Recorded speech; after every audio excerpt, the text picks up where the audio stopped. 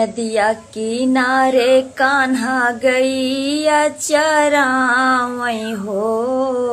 नदिया किनारे कान्हा गैया चरावई हो। बंसी बजावे मन मानी सीताराम से भजो।